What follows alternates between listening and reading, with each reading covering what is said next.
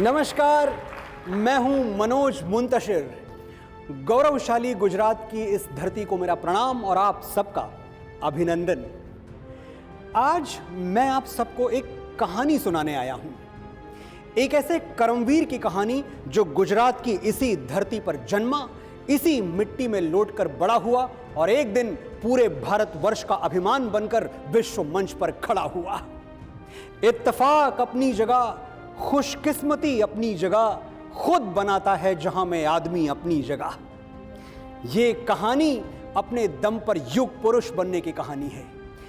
युग पुरुष किसे कहते हैं? आप सबके पास अपनी अपनी परिभाषाएं होंगी। मेरी परिभाषा बहुत सीधी और बहुत सरल है। जो अपने हित से पहले देश हित की बात सोचता है, जो अपना सर्वस्व अनदेखे अनजाने लोगों पर वार देने को तैयार है, उसी को युग पुरुष कहलाने का अधिकार है। नरेंद्र मोदी युग पुरुष हैं, ये मैं और आप तो मानते ही हैं। आश्चर्य की बात है कि उनके विरोधी भी मानते हैं। अब तेरी हिम्मत का चर्चा गैर की महफिल में है। आपके मन में सवाल उठ सकता है कि मोदी का महिमा मंडन क्यों?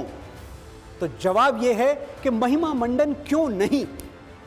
क्यों उनका महिमा मंडन ना किया जाए जिन्होंने पूरे विश्व में हम भारतवासियों का मस्तक ऊंचा किया है, जो पिछले 8 सालों से हमारे कनस्तर में गेहूं और हृदय में स्वाभिमान भर रहे हैं, निस्वार्थ भाव से मेरे और आपके लिए दिन के 18 घंटे काम कर रहे हैं। बदला क्या है? बदला यह है कि सपने तो हम पहले भी देखते थे, लेकिन अब लगता है कि सपनों का सच होना, भारत का विश्व गुरु कहलाना और अगले 25 वर्षों में दुनिया की सबसे बड़ी महाशक्ति बन के दिखाना, ये सब मोदी है तो मुमकिन है। बधाई हो, आज हमारे प्रधान सेवक का जन्मदिन है।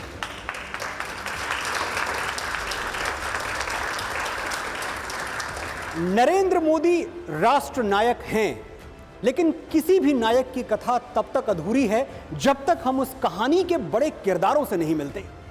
आज मैं आपको मिलाऊंगा उन लोगों से जिन्होंने सड़क से संसद तक मोदी जी की यात्रा देखी है, उन्हें एक कार्यकर्ता से प्रधानमंत्री बनते हुए देखा है। वो लोग जो राजनेता मोदी से बहुत पहले बालक नरेंद्र को जानते थे, जिन्होंने मोदी का बचपन देखा, लड़कपन देखा, उनको संघर्षों से जूझते और जीतते देखा। आज टीवी 9 भारतवर्ष पर मैं मनोज मुंतशिर आपके लिए लेकर आया हूं नरेंद्र मोदी पर बना हुआ टेलीविजन इतिहास का सबसे बड़ा शो, नमो नामा।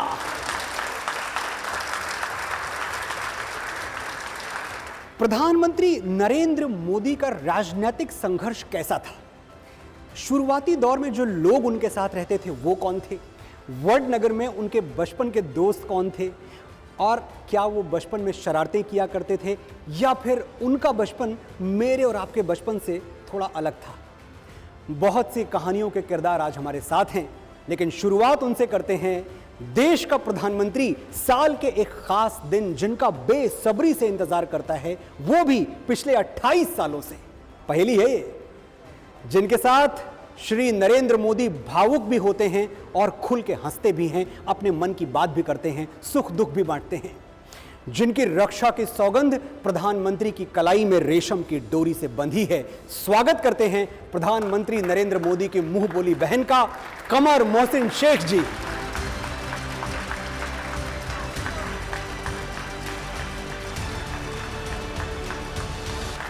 नमस्ते कमर जी। नमस्ते। नमस्ते भैया, कैसे हैं आप? मैं बहुत अच्छा हूं। और सबसे पहले ये बात हम आगे बढ़ाएं, इससे पहले मैं एक हक चाहता हूं आपसे कि मुझे आप दीदी कहने की इजाज़त दे दें। पूरी इजाज़त है। दीदी हैं आप मेरी? दीदी कहें, कुछ भी कहें, अम्मा कहें, कुछ भी कहें, सब मंजूर है। ज़रूर कहिए। मैं दीदी ही कहूँगा। जी। बहुत बहुत अच्छा लग रहा है आपको देख के। मुझे भी। अगर मैं एक छोटी सी बात अपने बारे में कहूँ जी दीदी। तो आपको पता होगा कि मैं कराची से थी, तो शादी 20-21 साल की जब मैं हुई और शादी में मैं यहाँ जब आप कराची से थी, आपकी पैदाइश कराची की है? पैदाइश कराची से। उससे एक छोटी सी बात मुझे याद आती है जी। कि जैसे एक माँ होती है पैदा करने वाली और एक माँ होती है पालने वाली। मुझे ऐसा महसूस होता है कि पैदा करने वाली माँ जो है वो पाकिस्तान था और मुझे परवान चढ़ाने वाली जो माँ है वो हिंदुस्तान है। क्या बात है, तालियां। हर वक्त तालियां।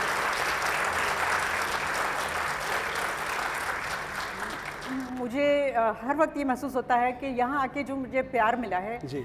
वो शायद मुझे इतना वहाँ नहीं मिलता जितना यहाँ मिला है, और मुझे इसी बात पर बहुत रोना आ जाता है और अफसोस। तो मैं ये चाहती हूँ कि मैं भी उसी मिट्टी में मिल जाऊँ जो आपने लिखा है।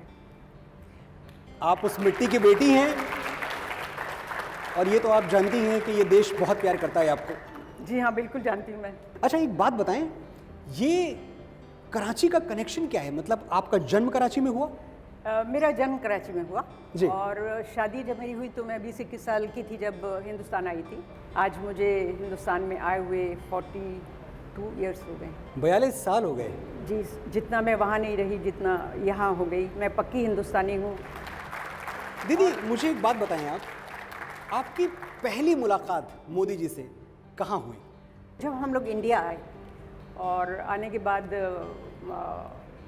यहाँ पर अपने काम की शुरुआत की, तो दिलीप भाई संघानी का आपने नाम सुना होगा। वो यहाँ पर इफ्को के चेयरमैन हैं अभी। अच्छा। उनका घर दिल्ली में था जी। और वो एमपी थे तब। जी। तो उनसे मेरे हस्बैंड की बहुत अच्छी दोस्ती थी। जी। तो जब भी हम लोग दिल्ली जाते थे, दिल्ली इस वजह से जाते थे कि मेरे हस्बैंड पेंटर हैं और हम अपने पेंटिंग का एग्जीबिशन दिल्ली में करते थे। अच्छा, आपके हस्बैंड पेंटिंग करते हैं? जी हाँ, मेरे क्या हस्बैंड बात है? प्राइम मिनिस्टर हाउस से लेके सभी जगह पर उनके पेंटिंग्स हैं, इंटरनेशनल लेवल पर भी उनके पेंटिंग्स हैं। तो एक बार हम लोग दिलीप भाई के घर गए और वहाँ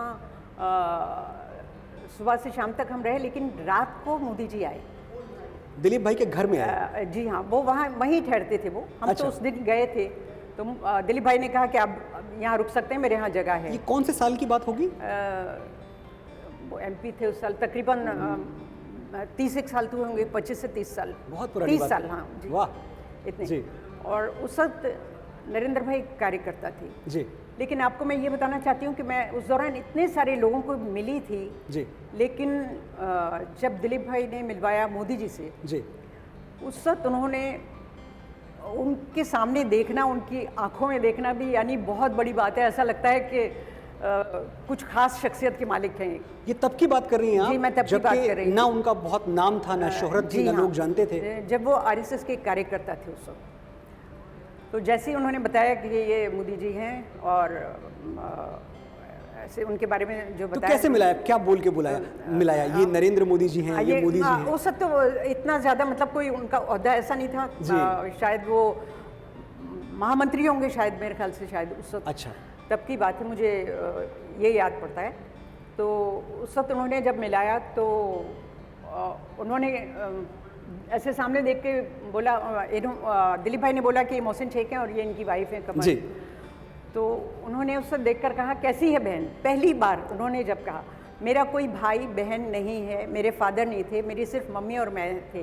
तो जैसे ही उन्होंने बोला कैसी है बहन, तो मुझे एकदम अंदर से कुछ झुरझुरी हुई। हाँ, इन्होंने मुझे बहन कहा, यानी कितने अच्छे हैं ये कि इन्होंने मुझे बहन कह के तो जो मुखातिब किया। पहला संबोधन था उनका, वो बहन का था? वो बहन का था। और उसके कुछ इत्तेफाक की बात है कि 2-4 दिन के बाद ही रक्षाबंधन का त्यौहार था। जी। उस वक्त मुझे पता था कि शायद ये जो राखी है ये भाइयों को बांधते हैं। पहले मुझे ये पता नहीं था कि ये भाइयों को बांधते हैं, मैं समझती थी कि लड़कों को खाली बांधते हैं। अच्छा। तो पहली राखी शायद मैं अपने हस्बैंड के पास भी लेकर गई थी कि मैं आपको राखी उस वक्त ये मालूम नहीं था कि ये मेरे हस्बैंड हैं। जी। तो इन्होंने मुझे डांटा और बोले कि जाओ मेरे भाई को जाके बांधो, मुझे नहीं बंधवानी। ओके। तो मुझे बहुत खुशी हुई। मैंने कहा इन्होंने मुझे बहन कहा है, तब मुझे पता लगा था कि भाई को बांधते हैं। फिर मैंने वहाँ से राखी खरीदी और उनको पहली राखी वहाँ पर तब बांधी थी जाकर। पहली जब मैंने उनको राखी बांधी थी तब मैंने उनको जो कहा था वो मैं बताना आपको चाह रही हूँ कि राखी बांधते वक्त मैंने उनको कहा कि इतने सारे लोगों को मिली थी, लेकिन ये बात मेरे दिल से किसी के लिए नहीं निकली थी। जी। यानी वहाँ पर दिलीप भाई भी हैं और भी बहुत सारे लोगों को मैं मिली थी। जी। राखी बांधते वक्त मैंने उनको ये बोला कि भैया मैं आपके लिए दुआ करती हूँ कि आप गुजरात के सीएम बने। वाह, क्या बात! तो वो बहुत जोर से हंसे और बोले क्या मुझे बद्दुआ दे रही है? बोले मेरा जो ये काम है ये ठीक है। मुझे एक बात बताएं आप जी। आपने उनको ये दुआ दी कि आप गुजरात के सीएम बन जाएं और वो बन भी गए। तो मैं ये जानना चाहता हूँ और मेरे जो दर्शक हैं, पूरी कहानी मैं सुना दूं कि क्या? थोड़ी सी बहुत जरूरी है, कुछ तो इसमें बात है। जी, जी। इसमें तहदारी बहुत है। तो मेरे दर्शक ये जानना चाहते हैं कि क्या 2013 में आपने उनको प्रधानमंत्री बनने की भी दुआ दी थी? बिल्कुल। देखिए, दी थी। इसके वो गवाह है। पहली राखी पे ये दुआ दी थी जी। और उसके बाद जब वो बन गए तब मैं उनके पास गई सामने खड़े होकर। उन्होंने मुझे दूर से देख लिया था कि वो सब लाइन होती है जो राखी बांधने आते हैं, फिर उन्होंने देख लिया तो उन्होंने मुझे बुलवाया वहाँ पर। उन्होंने मुझे कहा कि मैं हंसी और मैंने बोला देखा आप सीएम बन गए, तो बहुत खुश हुए, हंसे वो। और फिर दूसरी राखी जब मैं बांध रही थी, मैंने कहने लगे आप क्या दुआ देगी? मैंने कहा मैं ये कहूँगी कि मैं दुआ करती हूँ कि आप हिंदुस्तान के पीएम बने।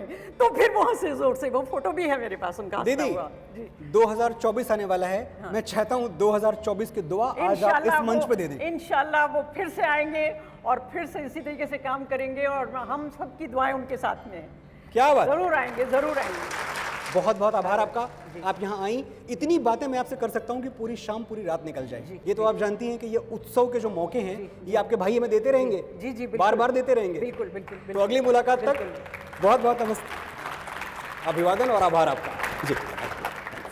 राखी की डोर मोदी जी को अपनी बहन से जोड़ती है और विश्वास का सूत्र उन्हें पूरे गुजरात से जोड़ता है।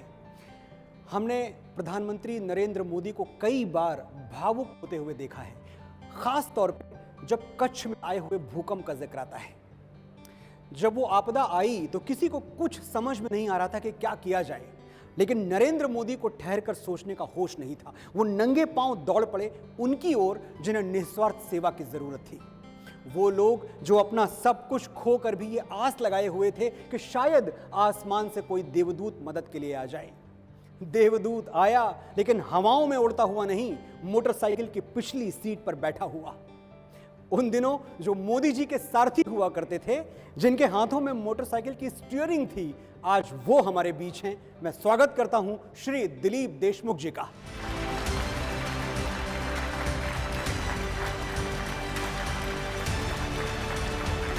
आइए सर, बहुत बहुत स्वागत आपका। दिलीप जी, हम जब अभी बातें कर रहे थे कि कैसे आप नरेंद्र मोदी जी के सारथी हुआ करते थे, जो पूरा देश चला रहे हैं, और अब तो मैं ये कह सकता हूं कि सिर्फ देश ही नहीं, जो विश्व की नीतियां हैं, दुनिया की नीतियां, वो भी मोदी जी उनमें थोड़ा बहुत दखल रखते हैं आजकल। बड़ी बात है हमारे पूरे देश के लिए। आपकी पहली मुलाकात कब और कहाँ हुई थी? 1987 में, 1987 में जी। मैं यहाँ संघ का प्रचारक बनकर आया गुजरात में जी। तब मेरी उनकी मुलाकात सूरत में पहली बार हुई थी। सूरत में? जी जी, मैं सूरत में प्रचारक था। अच्छा। और तब नरेंद्र भाई यहाँ प्रदेश के संगठन मंत्री थे बीजेपी के। जी। तो पहली मुलाकात मेरी वहाँ हुई थी, संघ के कार्यालय में। तो कोई दृश्य याद है, कैसे मिल गए, क्या कर रहे थे? बिल्कुल, यानी वो उन्होंने मुझे एकदम, उनको पता था मेरा नाम वगैरह जी। तो उन्होंने मुझे पूछा था कैसे हो, क्या है जी। एकदम स्वाभाविक, जैसे एक प्रचारक एक कार्यकर्ता दूसरे कार्यकर्ता से मिलता है, कुछ बातें सूरत की वगैरह उन्होंने पूछी और ऐसे बातचीत होती थी। और ये जो कच्छ में आपदा आई जी, जब इसकी खबर पहली बार आपने सुनी या उन्होंने सुनी, तो कैसे आप दोनों कनेक्ट हुए एक दूसरे के साथ? जब ये आपदा आई 26 जनवरी 2001 को, तो उस समय मैं तो कच्छ में ही था। जी। मैं संघ का कच्छ का विभाग प्रचारक था। जी। और दूसरे दिन सुबह 27 तारीख को, क्योंकि उस समय तो कम्युनिकेशन का कोई माध्यम नहीं था, जी। 26 तारीख को सारे टेलीफोन वगैरह बंद हो गए थे, बिजली चली गई थी। हाँ हाँ। 27 तारीख सुबह नरेंद्र भाई वहाँ पहुँच गए थे जी। और कुछ लोगों के साथ वो आए थे अलग फ्लाइट से यहाँ से। और 27 तारीख सुबह वहाँ का एक जुबली ग्राउंड है, उस ग्राउंड में मेरी उनकी मुलाकात हुई। 4-5 दिन के बाद वो फिर से आए थे। ये जो मोटरसाइकिल वाली मेरी जो फोटो है, और कई बार हम उनके साथ मैं मोटरसाइकिल पर गया हूँ। वो कार लेकर आए थे अहमदाबाद से वहाँ, और उन्होंने कहा कि हमको मोटरसाइकिल में पूरे शहर में घूमना है। ये तस्वीर देखिए आप, ये तस्वीर जी हाँ, तभी यही की तस्वीर है, क्योंकि ये जो पीछे आपको दिख रहा है जी। वो सारा मलबा पड़ा है जी। और केवल तस्वीर तो मोटरसाइकिल पे ली गई, लेकिन कई जगह ऐसी थी जहां हम नीचे उतरना पड़ा। जी। गलियों में भी नरेंद्र भाई गए थे, क्योंकि कई बिल्डिंग ऐसे गिर गई थी जहां कोई रहता नहीं था। कोई एक आध जगह ऐसी भी थी कि जहां मलबे के नीचे कोई दबा हुआ था, बाकी सब हमारे स्वयंसेवक काम कर रहे थे। और उस समय एकदम नरेंद्र भाई, आप ये फोटो में भी देखेंगे जी, वो जिसको कहते हैं कि एक स्तब्धता के साथ वो देख रहे सारा दृश्य जी। और उनके मन में कोई योजना घटित हो रही थी कि अगर मौका मिला तो मैं क्या कर लूँगा। तो ये उनके चेहरे पर आपको दिखाई देगा। और 10 महीने बाद जब नरेंद्र भाई मुख्यमंत्री इस नाते से आए जी। और कच्छ का पुनर्वसन आज हम देखते हैं, तो ये उनके नज़र में आपको पुनर्वसन दिखाई देगा। तो मुझे तो बार बार जब ये फोटो में देखता हूँ, लोग तो ये सोचते हैं कि नरेंद्र भाई मेरे साथ बैठे हैं, मैं ये सोच रहा हूँ कि वो क्या सोच रहे थे। और कुछ बातें उन्होंने मुझे उस दिन रात को की थी, वो मुझे आज याद है, क्योंकि उन्होंने पूछा कि आप क्या योजना बनाने वाले हो। मैं विभाग प्रचारक था, तो हमारी एक बैठक हो चुकी थी, मैंने उनको कुछ बातें बताई। तो नगर रचना भुज की कैसे होनी चाहिए, गाँवों का पुनर्वसन कैसे होना चाहिए, ये कुछ बातें उन्होंने कही थी।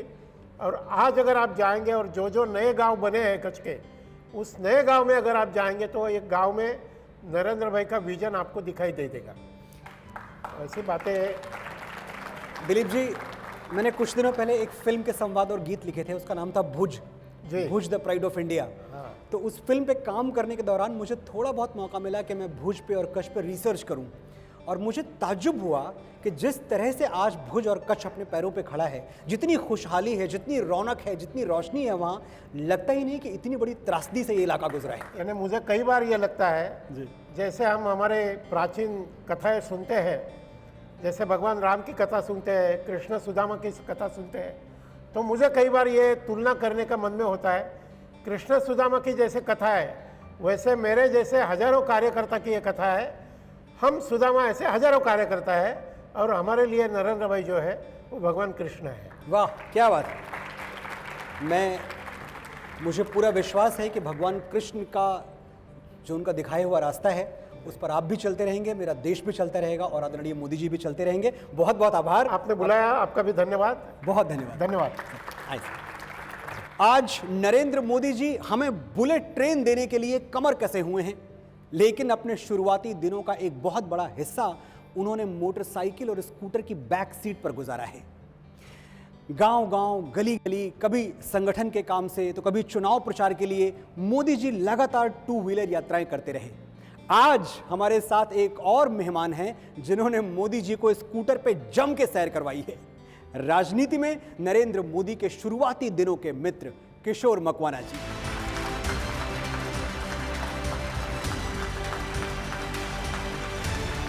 नमस्कार, आए।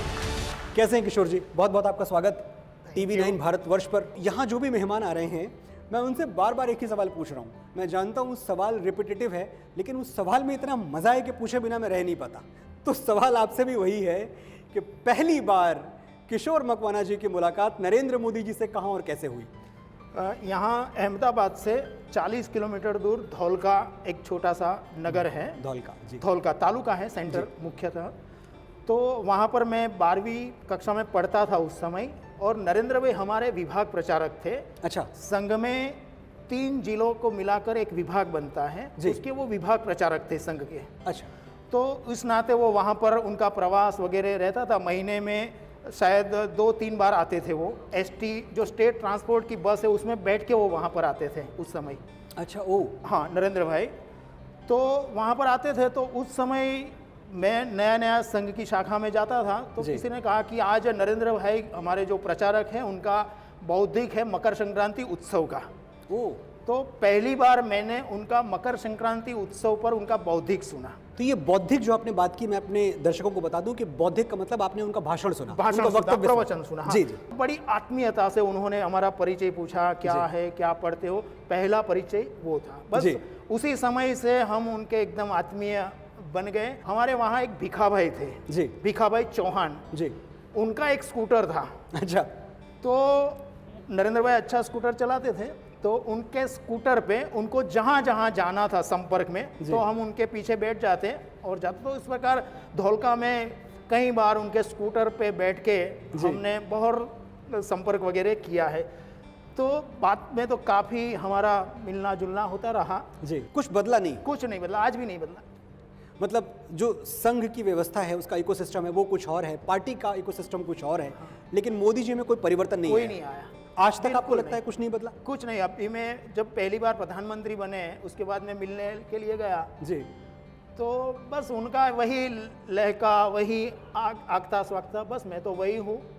सिर्फ जगह बदली है, भाव, मन, हृदय, अंतर्मन कुछ नहीं बदला। एक बात आप मुझे बताएं, आपने मोदी जी के वो दिन देखे हैं जब वो एक कमरे के घर में रहा करते थे, जब शायद वो अपना झाड़ू पोछा भी खुद ही किया करते थे, अपना खाना भी खुद ही बनाते थे, और अपने बर्तन भी खुद ही धुलते थे। उन दिनों की कोई याद है आपके मन में? एक मुझे याद है, जैसे मैं धोलका जो नगर है जी। वहाँ पर हमारा संघ कार्यालय था। हाँ। अब संघ कार्यालय इतना छोटा था, हमारा जी। रसोई घर भी आज तो थोड़ा बड़ा होता है, इतना छोटा सा संघ कार्यालय था। तो रात को जब सोने के लिए बिस्तर बिछा के सोते थे तो नरेंद्र भाई के जो पैर थे वो सामने वाली दीवार से छू जाते थे। तो ओ, इतना छोटा था तो सोने में मज़ा नहीं आता था। तो वो कई बार कहते थे कि चलो ऊपर छत पे चले जाते हैं। तो वो छत जो थी ना वो टीन की थी जी। तो जब सुबह में उठते तो बताते पीठ पे वो डिज़ाइन वो होता है ना, हाँ, टीन उसके की जो कर्व है। वो डिज़ाइन उनके पीठ पे अंकित हो जाती। तो ऐसे दिन भी थे। आज देखिए कि जैसे खुद कभी टीन की छत पे सोना पड़ता था, आज वो हजारों लाखों करोड़ों लोगों को उनके सर पे छत दे रहा है। हाँ। मैं चाहता हूं एक बार मोदी जी के सम्मान में तालियां बजा दी जाए। दूसरा, उनका अंतर्मन कितना भावुक रहता है। जी। मेरी बेटी, आज तो वो जर्मनी है, अच्छा, मगर वो 4 साल की थी जी। अरे 4 महीने की थी। सिर्फ 4 महीने की? हाँ जी। और उस समय तो नरेंद्र भाई यहाँ अहमदाबाद में संघ कार्यालय ये में- बेटी है आपकी जिनकी तस्वीर हमने अभी देखी? हाँ, इसके पहले चली हाँ, गई। चली कोई गई। बात नहीं। हाँ, वो आज जर्मनी में है। अच्छा। हाँ, तो 4 महीने की थी और हम संघ कार्यालय गए थे अहमदाबाद में। जी। तो हम जरा जल्दी में गए थे ताकि कार्यक्रम से पहले हम आधा घंटे पहले चले गए थे। जी। तो नरेंद्र भाई का एक छोटा सा कमरा था, उसमें गए हम, मैं, मेरी पत्नी और अर्चना। जी। तो अभी हम बैठे ही थे कि अर्चना ने रोना शुरू कर दिया। अच्छा। जोर जोर से रोने लगी। तो देखो नरेंद्र भाई का तुरंत वो पहचान गए कि वो क्यों रो रही है। वो तुरंत खड़े हुए और पता नहीं, हमें लगा कहाँ गए। वो संघ कार्यालय का रसोई घर था, उसमें गए। वो शायद दूध नहीं था, उन्होंने दूध की व्यवस्था की और दूध गर्म करके ठंडा करके लेकर आए और कहा कि उनको पिलाइए। और जैसे ही दूध पिया अर्चना ने, शांत हो गई। वाह। तो अभी वो जर्मनी जाने से पहले वो उनको मिलने के लिए गई थी। जी। तो मेरी बेटी ने सहज कहा कि काका आपने मुझे 4 महीने की थी तब दूध पिलाया था। तो नरेंद्र भाई की जो चेहरा था, आंखें थी, एकदम भावुक हो गए कि, और वो इतना ही बोले कि पता नहीं दिन कहाँ चले गए, कितनी जल्दी। तो इतने वो भावुक भी हैं, इतने वो ध्यान भी रखते हैं अपने जहाँ जहाँ उनके आत्मीय संबंध होते हैं। बहुत बहुत आभार आपका किशोर जी, आपसे बात करके बड़ा मजा आया। धन्यवाद। फिर मुलाकात होगी जी। आइए। नरेंद्र मोदी जी की कथा के एक प्रमुख किरदार ने हमारे लिए संदेश भेजा है, आइए सुनते हैं। सचमुच में वो सुपर ह्यूमन है। एक व्यक्ति में इतनी क्षमताएं हो सकती है, ये कभी देख के हम आश्चर्यचकित रह जाते हैं। वो भारत को भगवान का वरदान है। मेरी मुलाकात उनसे, अंतरंग मुलाकात हुई तब जब डॉक्टर आदरणीय मुरली मनोहर जोशी जी ने एकता यात्रा निकाली थी, जिसके वो प्रभारी थे, और अपनी पूरी टीम के साथ एकता यात्रा को सफल बनाने में जुटे हुए थे। उस समय एकता यात्रा से नौजवानों को जोड़ने के लिए केसरिया वाहिनी बनाई गई थी, जिसका मैं संयोजक था। पूरी टीम कन्याकुमारी से लेकर कश्मीर के श्रीनगर के लाल चौक तक की यात्रा की सफलता के लिए मोदी जी के नेतृत्व में जुटी हुई थी। लेकिन जब वो दिन आया कि जिस दिन श्रीनगर के लाल चौक पर राष्ट्रध्वज फहराना था, सुरक्षा के कारणों से तत्कालीन केंद्र सरकार ने यह फैसला किया कि सड़क मार्ग से यात्रा नहीं जाएगी, कुछ लोगों को डॉक्टर जोशी जी के साथ हवाई मार्ग से ले जाया जाएगा।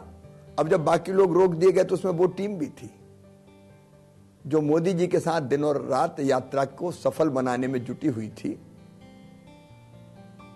आदरणीय मोदी जी श्रद्धेय जोशी जी के साथ श्रीनगर के लाल चौक पर गए, लेकिन बाकी लोग नहीं जा पाए। और जब लौट के तिरंगा झंडा फहरा के जम्मू आए तो बोलते बोलते आदरणीय मोदी जी का गला रुंध गया, आंखों से आंसू की धारा प्रवाहित होने लगी, और उन्होंने कहा कि मेरे वो साथी जो दिन और रात यात्रा को सफल बनाने में लगे रहे, रात भर यहाँ बैठ कर रोते रहे, और उनका कष्ट रोते इसलिए रहे कि वो तिरंगा झंडा फहराने के साक्षी नहीं बने, और उनका कष्ट बयान करते करते मोदी जी स्वयं रो पड़े। तब ये लगा कि कई बार ऊपर से कठोर दिखने वाले मोदी जी कितने नरम दिल हैं, कितने संवेदनशील व्यक्ति हैं। नरेंद्र मोदी शुरू से निडर थे, इसमें कोई शक नहीं है, लेकिन अगर मैं कहूं कि कोई ऐसा था जिससे मोदी जी डरते थे, आप मानेंगे? ये कुर्सी उन्हीं के लिए लगवाई हुई है जिनसे हमारे प्रधानमंत्री जी डरा करते थे। स्वागत करिए नरेंद्र मोदी के स्कूल टीचर श्री प्रहलाद पटेल जी का।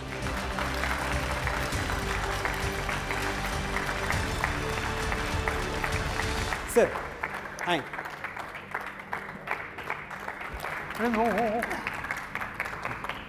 बैठे। सर मैं आपको सर कहूंगा। आप इस देश की सबसे बड़ी शख्सियत के अध्यापक रहे हैं, तो हम सब भी आपको अध्यापक के तौर पे ही देखते हैं। जितने लोग आपको टेलीविजन पे देख रहे हैं, उन सब के सर श्रद्धा में झुके हुए हैं कि आपने इस देश को नरेंद्र मोदी दिया। आपका विद्यार्थी इस देश के सबसे बड़ी कुर्सी पे बैठा, कितनों का कल्याण किया, कितनों का भला किया। एक बात आप बताएं सर कि बचपन में, मैं नरेंद्र मोदी नहीं कहूंगा, जो बालक नरेंद्र था, बच्चा नरेंद्र, वो कैसे थे? शरारती थे या बड़े अनुशासित थे, डिसिप्लिन थे, कैसे थे? बड़ा होनहार लड़का था, ऐसा मुझे मालूम पड़ गया था। अच्छा, तभी पता चल गया था? ये इसके जो कार्य सिद्धि, कार्य लोगों के साथ व्यवहार, बचपन उम्र के साथ जी अच्छा था, इसीलिए मुझे ऐसा लगता है कि कुछ बनेगा। तो आपको तभी से ऐसा लगना शुरू हो गया था कि आगे जाके ये बहुत नाम करने वाले हैं, बहुत बड़े आदमी बनने वाले हैं? ये तो स्वाभाविक ही ये लगता है ना जी। नरेंद्र मोदी जी को आपने कौन से विषय पढ़ाए थे, कौन से सब्जेक्ट्स पढ़ाए थे? मैंने गुजराती और संस्कृत दोनों पढ़ाए थे। अच्छा, गुजराती भी पढ़ाए? वक्तृत्व का गढ़तर भी मैंने किया था। तो वो जो इतने अच्छे वक्ता हैं, इतना अच्छा भाषण देते हैं, पूरी दुनिया में उनके स्पीच को बड़ी इज्जत से देखा जाता है, तो वो सब आपसे शुरू हुआ था? बोलना आपने सिखाया, भाषण देना आपने सिखाया? ये सही बात है, ये कहने में कोई ऐतराज मुझे नहीं है जी। बीएन हाई स्कूल में मैं टीचर था, संस्कृत का और गुजराती का जी, और सारा स्कूल का जी। ये वक्तृत्व, बच्चों का गढ़तर, ये सब कार्य मेरे पास था। नरेंद्र मोदी सबसे टोच पर था, इसमें कहने में मुझे कोई ऐतराज नहीं है। वाह। उनके पिताजी की चाय की दुकान थी जी। अच्छा, मैं अपने दर्शकों को बता दूं कि मैं ऊंची आवाज में इसलिए बोल रहा हूं ताकि सर को सुनने में आसानी हो। सर, मोदी जी के जो पिताजी थे, उनकी चाय की दुकान थी? हाँ, सही से बात। और वहाँ वो मोदी जी भी काम किया करते थे, हाँ, अपने पिताजी का हाथ बटाते थे। तो ये वाहन की बात नहीं, लेकिन पिताजी को मदद रूप होते थे, मदद करते थे ना उनकी। तो उनको समय मिलता था कि चाय की दुकान पे हाथ बटाएं और फिर स्कूल में पढ़ाई भी करें? इतना टाइम कैसे निकलता था? बाजू में ही स्कूल थी, तो जब समय मिलता तो पिताजी से मिलता। अच्छा, मदद रूप होने के लिए। तो आपको इस पे कभी आश्चर्य नहीं हुआ कि एक लड़का जो अपने पिता का हाथ भी बटा रहा है, घर के काम में भी सहयोग कर रहा है, वो इतना अच्छा विद्यार्थी भी है? ये तो सही बात है। मैंने गुजराती और संस्कृत जो वर्गों में पढ़ाया जी, प्रथम नज़र से ही मुझे मालूम पड़ गया कि इसमें कुछ जवाहरात है। ये मानना पड़ेगा कि आचार्य चाणक्य ने आज से 2400 वर्ष पहले कह दिया था कि शिक्षक साधारण नहीं होता। एकदम सच है, शिक्षक साधारण नहीं होता। कभी ऐसा हुआ कि जो आपका सब्जेक्ट है उसके दौरान कभी ऐसी कोई परिस्थिति आई हो कि आपको डांटना पड़ा हो मोदी जी को बचपन में? नहीं, ऐसा तो कुछ नहीं, कि सही अर्थ में स्टूडेंट ही था, गुरुओं का रिस्पेक्ट करता था जी। और यदि अपने दिन में कोई बात नहीं जानती थी तो आकर मिलता भी था। होनहार लड़का था। आपको नमन और मैं आशा करूंगा कि आपसे फिर कभी मुलाकात हो, आपका आशीर्वाद ले पाऊं मैं। प्रणाम सर। आए आए सर, आराम से। अब मैं इस मंच पर जिन्हें बुलाने वाला हूं वो नरेंद्र मोदी जी के बचपन के दोस्त हैं, सचमुच बचपन के दोस्त हैं। ऐसा मुझे बताया गया है कि कक्षा 1 से लेकर कक्षा 8 तक दोनों साथ पढ़े हैं। तो जाहिर सी बात है कि जब हम इनसे बात करेंगे तो हमें मोदी जी के बचपन में झांकने का एक अवसर मिलेगा। मैं मंच पर आमंत्रित करना चाहूंगा डॉक्टर नागजी भाई देसाई को। स्वागत है सर।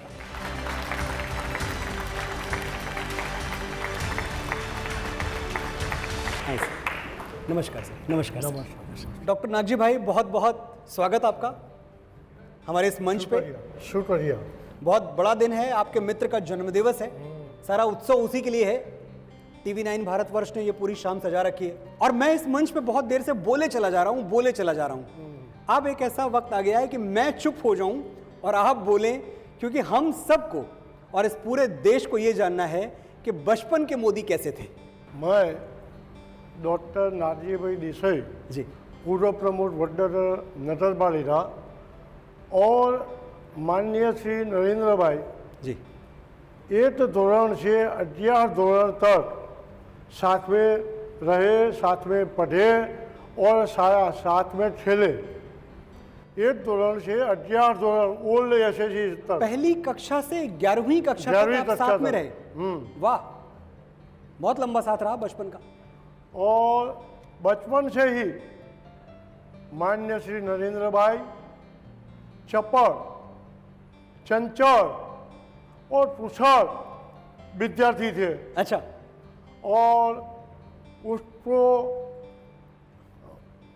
स्पष्ट व्यक्ता थे, त्वरित निर्णय लेने वाले थे, सत्य से आग्रही थे और स्वच्छता से आग्रही थे और खादी से आग्रही थे। बचपन से वो टूटी बॉय वाला शर्ट और चड्डी पहनते थे। अच्छा, और बाद में हम 1 से 7 धोरण तक प्राइमरी स्कूल में पढ़े और 8 से 11 तक बीएन स्कूल में पढ़े।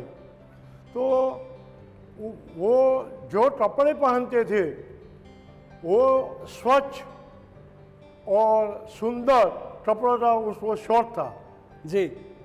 वो बचपन में हम जहाँ पढ़ते थे बीएन स्कूल में, इसके पीछे रेलवे स्टेशन पर नरेंद्र भाई की चाची तितली थी।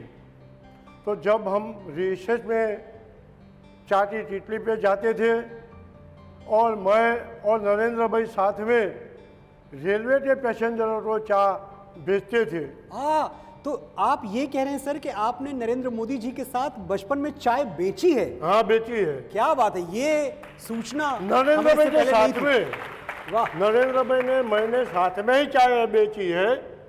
और तितली पर हम जब समय हमको मिलता तो हम और नरेंद्र भाई दोनों रेलवे स्टेशन पे चाची होटल में जाते हैं, खुद चाय बेचते हैं और खुद मुसाफर जो रेलवे के आते, तारण हिल से अहमदाबाद रेलवे से थी, तो वो रेलवे पर हम खुद चाय भेजने वाले हम और नरेंद्र भाई थे। वाह, ये भारत के संविधान की ताकत है कि यहाँ एक चाय बेचने वाला देश की सर्वोच्च कुर्सी पे बैठ सकता है। इस संविधान को नमन है हमारा। सर, हमने ये सुना है कि जब स्कूल में जब आप साथ थे तो पढ़ाई के दौरान जब उनको थोड़ी छुट्टी मिलती, उनको थोड़ा समय मिलता, तो वो चाय की टपरी पे जाके अपने पिताजी की मदद करते थे, उनका हाथ बटाते थे। पिताजी के मदद के लिए हम जाते, हम भी साथ में आप भी जाते थे साथ में? और पिताजी की मदद के लिए हम जाते। नरेंद्र भाई का कुटुंब जी एक साधारण मध्यम कुटुंब था। जी बिल्कुल। चाची चाय बेचते, चाची होटल चलाते, भोजन इसके पिताजी चलाते थे। और दादा दामोदर दास जी बहुत सी मेहनत करके उसको पढ़ाए थे। 11 धोरण तक वो बहुत होशियार विद्यार्थी थे जी, कुशल थे, चपड़ थे। और नरेंद्र भाई एकदम निडर आदमी थे जी। हमारे शहर में समिष्टा तालाब है। अच्छा, हाँ, शमिष्ठा तालाब में वो तैरने का शौक था। जी। नरेंद्र भाई को तैरने का शौक था। तालाब में तैरने का शौक हाँ था। हाँ, तालाब में तैरने का शौक था, तो वो तालाब में तैरते थे और उसके पास एक मदर का बच्चा आया। जी। वो मदर का बच्चा को लेकर नरेंद्र भाई उन्हें घर पे गया, तो हीराबा ने किया, आज नरेंद्र तूने आज क्या किया? वो मदर के बच्चे को इधर ले आया, मगर के बच्चे को तालाब से निकाल के ले आए पोताने घर पे। ये आपके सामने की घटना है, आपने देखा अपनी आंखों से? हाँ, सामने की घटना है। और हीराबा ने बोला कि नरेंद्र भाई तुमने डर लगा नहीं? वो मदर के बच्चे को आप लेकर इधर आए, आप उसको छोड़ के आओ शमिष्ठा तालाब में। जी। तो हम और नरेंद्र भाई वो मदर के बच्चे को तालाब में छोड़ के आए। उसका वो एकदम हिम्मतवान और निडर आदमी था। बचपन में विद्यार्थी तरीके इसकी निडरता की वो निशानी है। उस समय तो जब सबने उनको बोला कि इस मगरमच्छ के बच्चे को छोड़ाओ तालाब में, तो छोड़ आए, लेकिन उसके बाद जो इस देश को निगलने वाले मगरमच्छ थे, नरेंद्र मोदी ने एक को भी नहीं छोड़ा। तालियां बजाओ यार।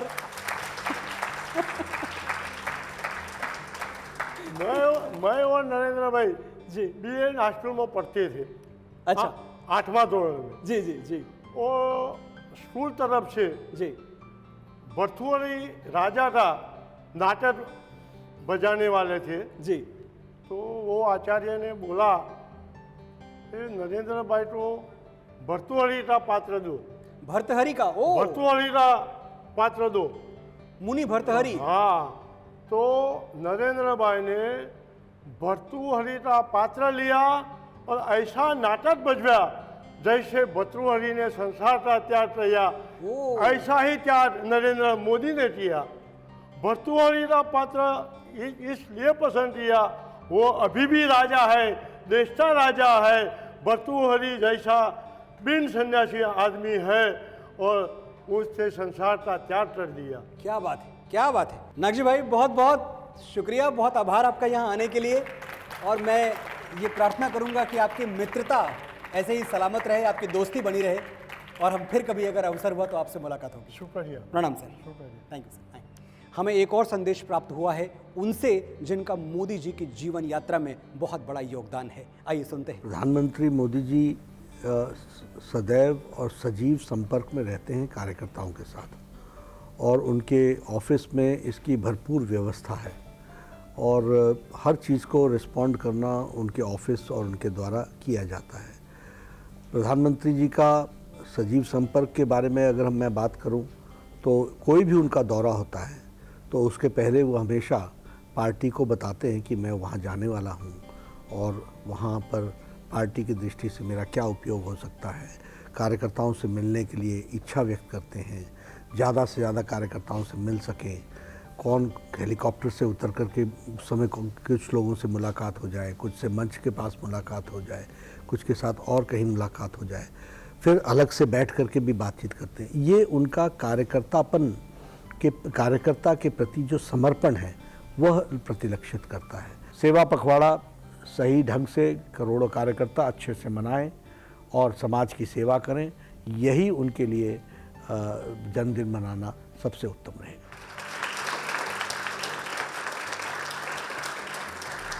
इमरजेंसी से मोदी जी का एक गहरा रिश्ता है।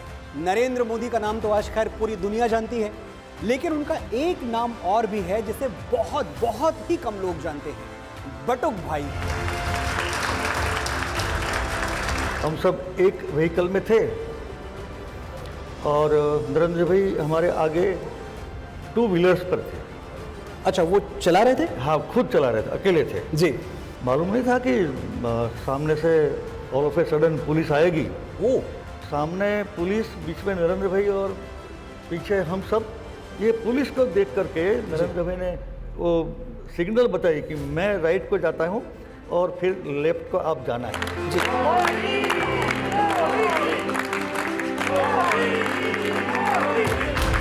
रोज आते थे नरेंद्र भाई एक बाइक लेकर, और वहाँ नीचे एक आइसक्रीम की दुकान थी, और उन दिनों में एक बड़ा अच्छा आइसक्रीम मिलता था, पाइनएप्पल पंच। पाइनएप्पल पंच? यस। अच्छा। आज नहीं मिलता। अच्छा। आज नहीं मिलता है। आइसक्रीम के साथ हम राष्ट्र की चर्चा करते हैं। वाह, क्या बात है। Either he has gift of God or he is a gift of God. वाह। जो एक हाथ से कर्म करता है उसके दूसरे हाथ में विजय अवश्य होती है। यही है श्री नरेंद्र मोदी के जीवन और उनकी यात्रा का सारांश।